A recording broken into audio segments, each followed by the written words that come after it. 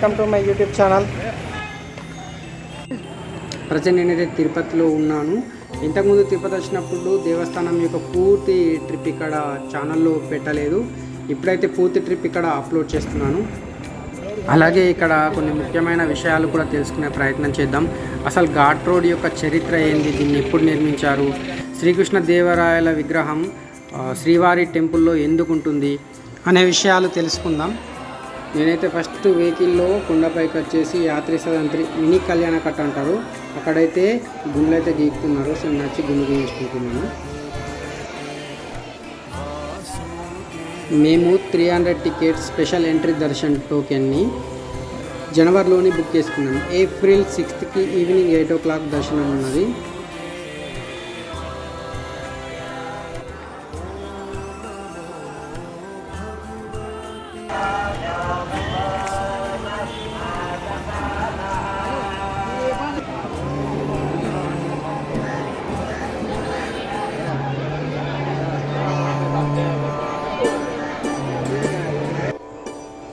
ఇది స్వామివారి పుష్కరిణి.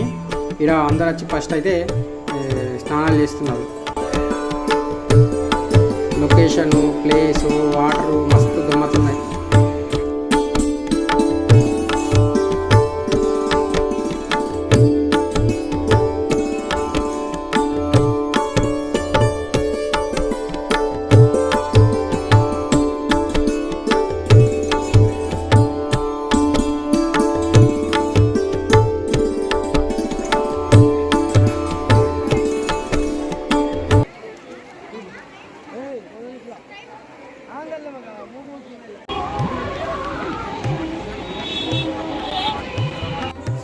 సో ఇప్పుడు దర్శనంకి అయితే పోతున్నాం. ఏటీసీ సర్కిల్ దగ్గర అయితే 300 టోకెన్ వాళ్ళకి దర్శన ఎంట్రీ ఉంది.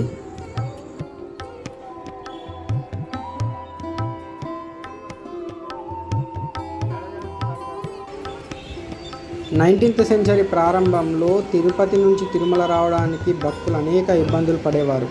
సో అందుకని అప్పుడున్న బ్రిటిష్ గవర్నమెంట్ 1870లో మట్టితోని మెట్ల మార్గాన్ని నిర్మించడం జరిగింది.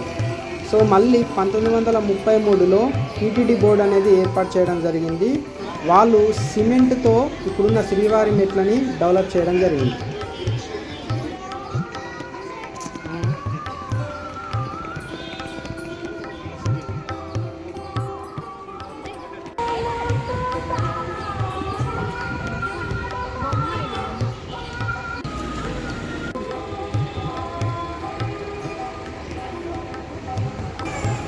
ఇది ATC circle.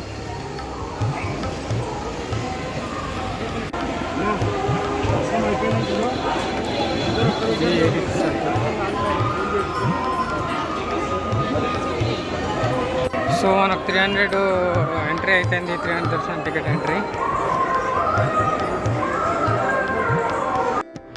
300 special entry Darshan token ఉన్న వాళ్ళకి ఎట్టి పరిస్థితులలో సాంప్రదాయ దుస్తులలో మాత్రమే లోపలికి అలో చేస్తారు. పొరపాటున మనం సాంప్రదాయాల దుస్తులు కాకుండా ప్యాంట్ షర్ట్ లాంటివి వేసుకొని పోతే అక్కడున్న స్వామివారి సేవకులు లోపలికి అయితే ఎంట్రీ చేయరు. సో మనలాంటి వాళ్ళ కోసమే పక్కనే కొన్ని షాపులు ఉంటాయి. రామరాజ్ కాటన్ పంచెలు అక్కడ అవైలబుల్గా ఉంటాయి. సో వెళ్ళి మనం అక్కడ మార్చుకొని మళ్ళీ దర్శనం లోపలికి రావచ్చు. ఇక్కడ మన మొబైల్ని కలెక్ట్ చేసుకొని ఒక టోకెన్ అయితే ఇస్తారు. దర్శనం అయిపోయిన తర్వాత ఆ టోకెన్ లో ఉన్న అడ్రస్కి వెళ్ళి మనం మన మొబైల్ని తీసుకోవాల్సి ఉంటుంది.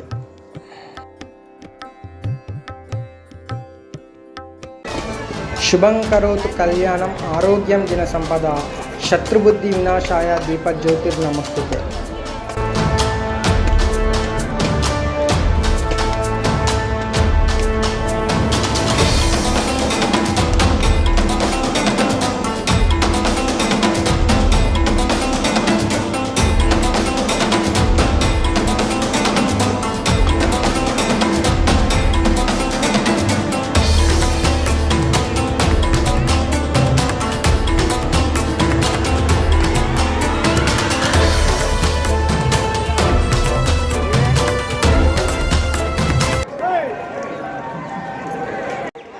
19వ శతాబ్దం అంతానికి కొండపైన శ్రీవారి ఆలయం, అతిరాంజీ మఠం తప్ప ఏ నిర్మాణాలు ఉండేవి కావట.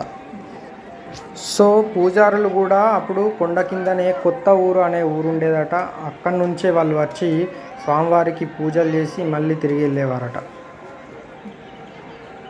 అడవి జంతువులు, దొంగల భయంతో యాత్రికులు గుంపులు గుంపులుగా డప్పులు వాయిస్తూ గోవిందనామ స్మరణ చేస్తూ కొండ ఎక్కేవారట. రాళ్ళు రప్పలు నిన్న దారిలో కొంతసేపు వెళ్తూ మధ్యలో వంటలు చేసుకుంటూ ఆగుతూ మొత్తానికి మీదికి వచ్చేసరికి, కొండపైకి వచ్చేసరికి దాదాపు 2 రోజులు పట్టేదట.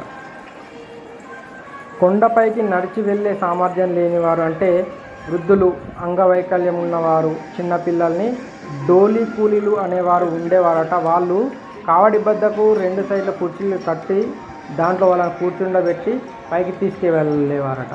అందుకోసం వాళ్ళు వాళ్ళ దగ్గర నుంచి కొంత డబ్బునైతే వసూలు చేసేవారట.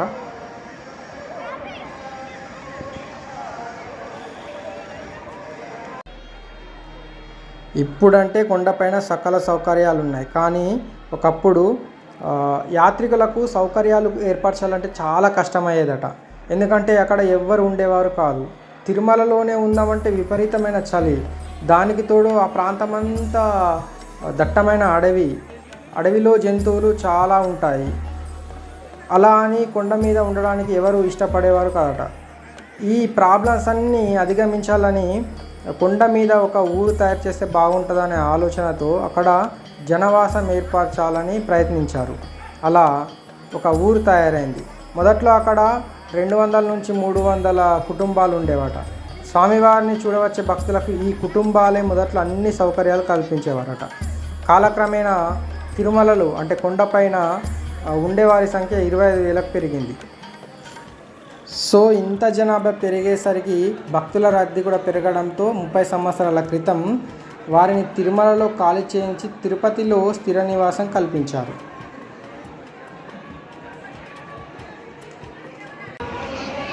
తిరుమల మాడ వీధులలో అమ్మగారి ఊరేగింపు అవుతుంది.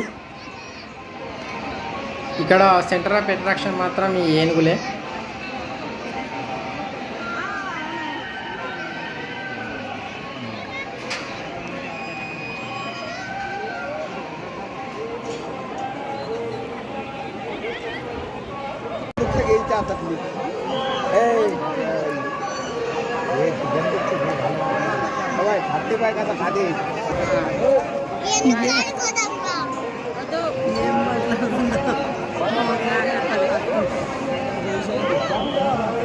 దీనికి దంతం ఉంది, దానికి దంతం లేదు.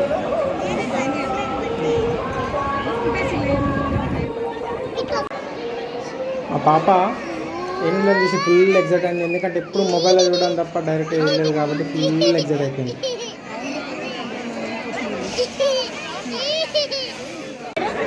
అట్లా ఊరందా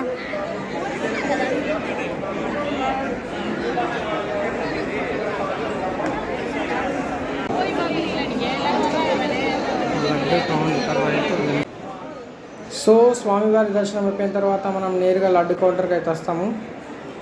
దర్శనం టికెట్తో పాటు ఒకటి ఫ్రీగా వస్తుంది. మిగతా ఎన్ని లడ్డు తీసుకున్నా కానీ 50 రూపీస్కి ఒకటి.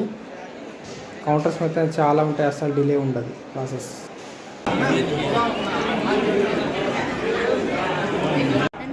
తిరుమలలో ఈవినింగ్ వైబ్స్ చాలా ఇష్టం నాకైతే. దర్శనం నైట్ అయినా కానీ పొద్దునైనా కానీ నేను అయితే ఈవినింగ్ కోసం ఎదురు చూస్తూ ఉంటా. మాడ వీధులలో సాయంత్రం వేళ తిరుగుతూ ఉంటే మంచిగా ప్రశాంతంగా అనిపిస్తుంది. తిరుమల ఆలయాన్ని, ఆనంద నిలయాన్ని తొండమాన్ చక్రవర్తి నిర్మించడాన్ని చరిత్ర చెప్తుంది. విజయనగర రాజుల కాలంలో తిరుమల ప్రాముఖ్యత విపరీతంగా పెరిగింది. శ్రీకృష్ణ దేవరాయలు 7 సార్లు తిరుమలకు వచ్చి ఎన్నో కానుకలు సమర్పించి ఉత్సవాలు నిర్వహించారని చరిత్ర చెప్తుంది. రాయలు వారు స్వామివారికి ఆభరణాలు, కిరీటాలు, వెండి పల్లేలు, మూల విరాట్ ఆభరణాలు మొత్తం చేయించి ఆలయ ప్రాంగణంలో రాయలవారి విగ్రహం ఆయనే ప్రతిష్ఠించుకున్నారని ప్రతీతి.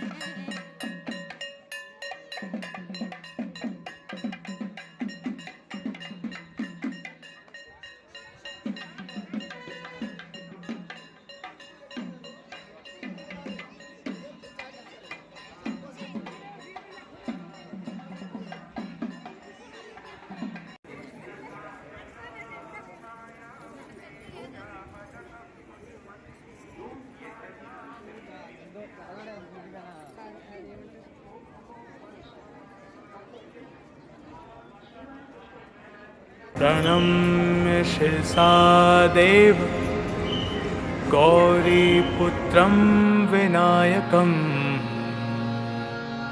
అక్కడ మనకు ఫ్రూట్స్ బౌల్స్ కానీ ఫ్రూట్ సలాడ్స్ కానీ జ్యూసెస్ కానీ టీ షాప్స్ కానీ అవైలబుల్గా ఉన్నాయి.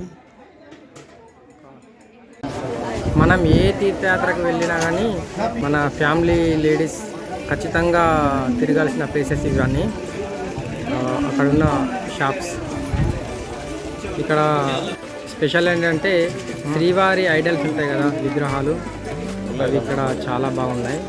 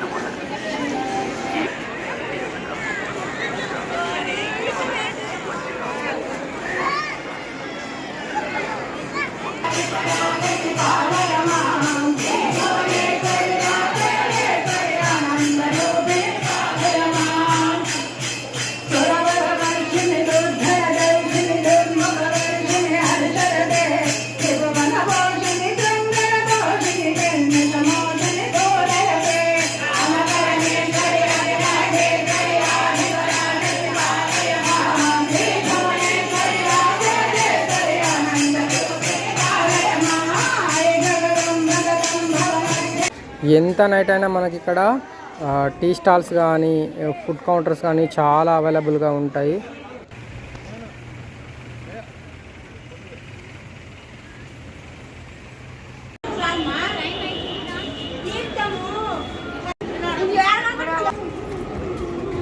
మేమైతే అన్నదానంకి వెళ్తున్నాము.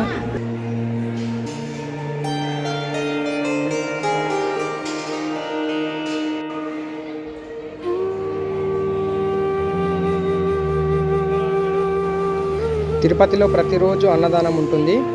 మార్నింగ్ 8:30 to 10 టిఫిన్స్ ఉంటుంది.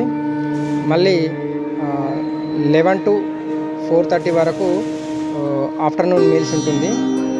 మళ్ళీ 5:30 నుంచి నైట్ 10 o'clock వరకు డిన్నర్ ఉంటుంది.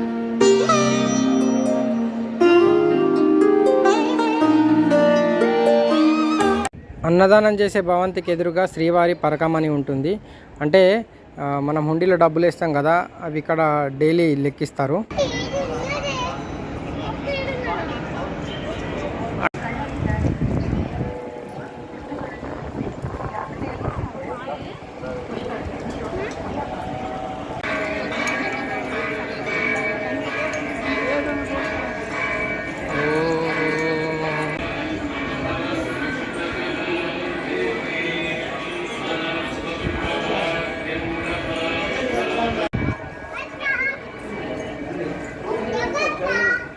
నిజంగా మనము టీటీడీ బోర్డుకి హ్యాట్సాప్ చెప్పాలి.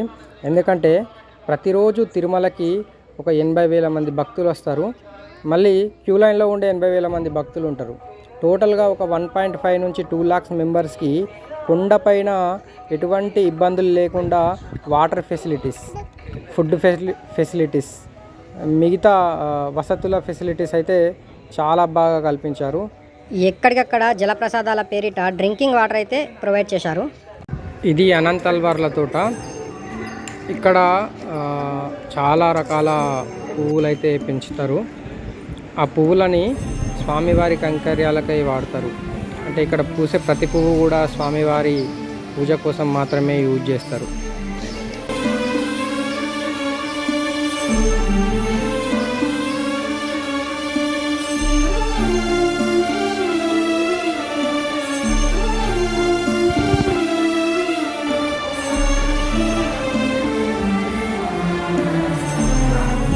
ఇక్కడ కనబడుతున్న శ్రీకృష్ణుడి విగ్రహం ఉంది కదా, ఇది మనం సాధారణంగా శ్రీవారి దర్శనం కోసం వెళ్ళే క్యూ లైన్లో నుంచి మాత్రమే చూస్తాము, బయటకు మాత్రం అలో ఉండదు. కాకపోతే నేను అక్కడున్న గార్డెన్ని రిక్వెస్ట్ చేసి ఒక 2-3 మినిట్స్ మాత్రమే టైం ఇచ్చాడు, ఈ వీడియో తీశాను.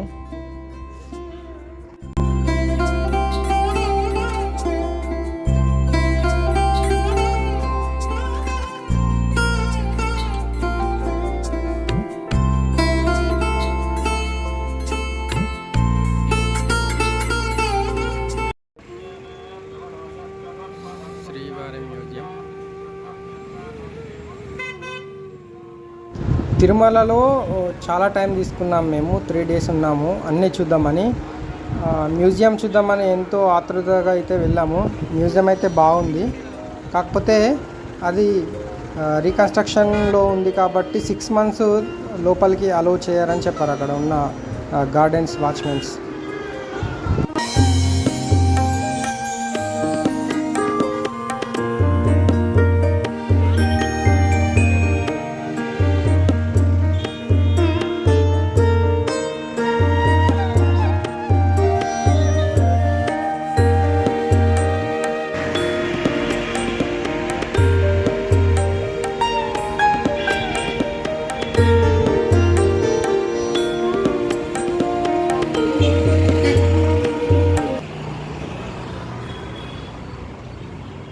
పంతొమ్మిది 1935 కాలంలో మెల్లగా తిరుమలకు వచ్చే భక్తులు పెరగడంతో ప్రజల విన్నపాలను పరిశీలించిన అప్పటి మద్రాస్ ప్రభుత్వం సూచన మేరకు బ్రిటిష్ సర్వే బృందాలు సర్వే చేసి కొండ మీదికి రోడ్డు ప్రతిపాదన చేశారు.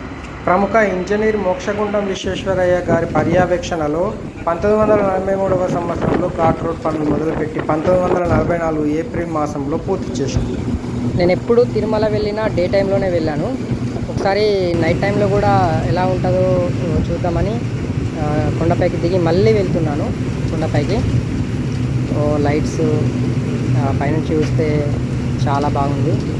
మోక్షగుండం విశ్వేశ్వరయ్య ఇచ్చిన ప్రణాళికతో 19 కిలోమీటర్ల దూరం రోడ్డు అలిపిరి నుంచి తిరుమలకు వేశారు. మొదట్లో ఎద్దుల బళ్ళు, గుర్రబళ్ళ మీద ప్రజలు తిరుమలకు చేరుకునేవారు. దాని తర్వాత యాత్రికుల కోసం ఆ ప్రభుత్వం తిరుపతి నుంచి తిరుమలకు 2 బస్సులు ఏర్పాటు చేయడం జరిగింది. మెల్లిగా భక్తులు రోజుకు విపరీతంగా పెరగడం వల్ల ఒకటే రోడ్డు మీద తిరుపతి నుంచి తిరుమలకి, తిరుమల నుంచి తిరుపతికి పోయే వారికి ఇబ్బంది రావడంతో 2వ ఘాటు నిర్మించాలనే ఆలోచన ప్రభుత్వానికి వచ్చింది. 1973లో 2వ ఘాటు రోడ్డు తిరుపతి నుంచి తిరుమలకు నిర్మించారు. Thank you for watching. Please share the video to your friends and family.